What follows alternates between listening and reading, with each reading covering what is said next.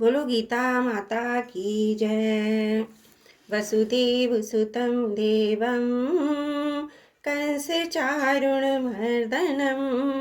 देवकी परमानन्दं कृष्णं वन्दे जगद्गुरुं। कृष्णं वन्दे जगद्गुरुं। गीता में योग शब्द के बड़े विचित्र विचित्र अर्थ हैं। उनके हम 3 विभाग कर सकते हैं। युजुर्योगे धातु से बना योग शब्द, जिसका अर्थ है समरूप परमात्मा के साथ नित्य संबंध, जैसे समत्वम योग उच्यते आदि। यही अर्थ गीता में मुख्यता से आया है।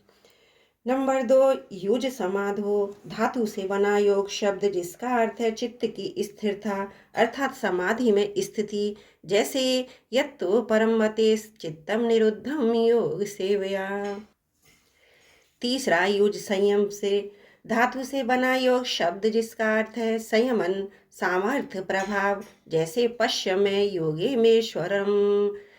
गीता में जहाँ कहीं योग शब्द आया है उसमें उपर्युक्त तीनों में से एक अर्थ की मुख्यता और शेष 2 अर्थों की गौरता है।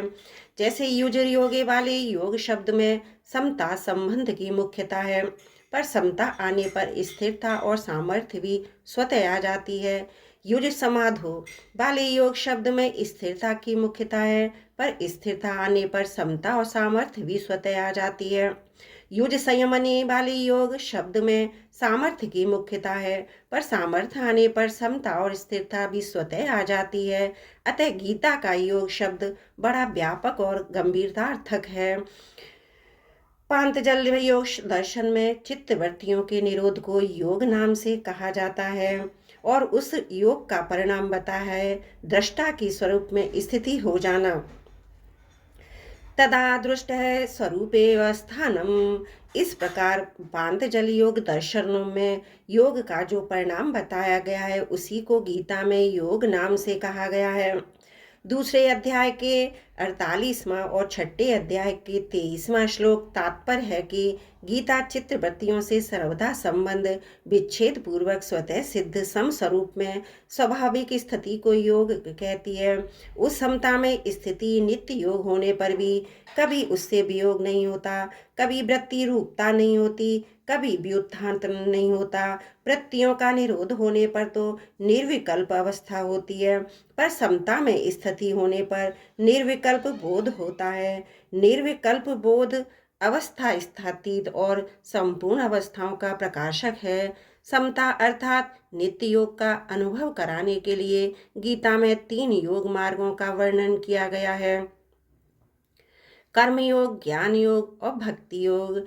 स्थूल, सूक्ष्म और कारण, इन तीनों शरीरों का संसार के साथ अभिन्न संबंध है। अतः इन तीनों को दूसरों की सेवा में लगा दे वह कर्मयोग हुआ।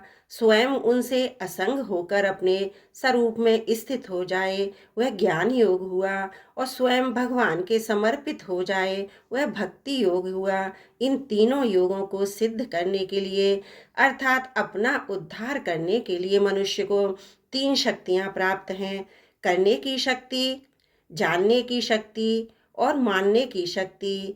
करने की शक्ति बल और जानने की शक्ति ज्ञान और मानने की शक्ति विश्वास। करने की शक्ति निस्वार्थ भाव से संसार की सेवा करने के लिए है, जो कर्म योग है। जानने की शक्ति अपने स्वरूप को जानने के लिए, जो ज्ञान योग है। और मानने की शक्ति भगवान को अपना तथा अपने को भगवान का मानकर सर्वदा भगवान के समर्पित होने के लिए है, जो भक्ति योग है। जिसमें करने की रुचि अधिक है वह कर्मयोग का अधिकारी है। जिसने अपने आप को जानने की जिज्ञासा अधिक है वो ज्ञान योग का अधिकारी है। जिसका भगवान पर श्रद्धा विश्वास अधिक है वह भक्ति योग का अधिकारी है। ये तीनों ही योग मार्ग परमात्मा प्राप्ति के स्वतंत्र साधन हैं। अन्य सभी साधन इन तीनों के ही अंतर्गत आते हैं। बोलो गीता माता की जय। वसुदेव सुतं देवं कंसचारुणमर्दनं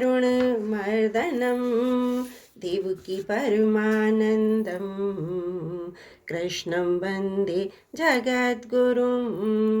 कृष्णं वन्दे जगद्गुरुं। त्रुटियों के लिए क्षमा प्रार्थी हूँ।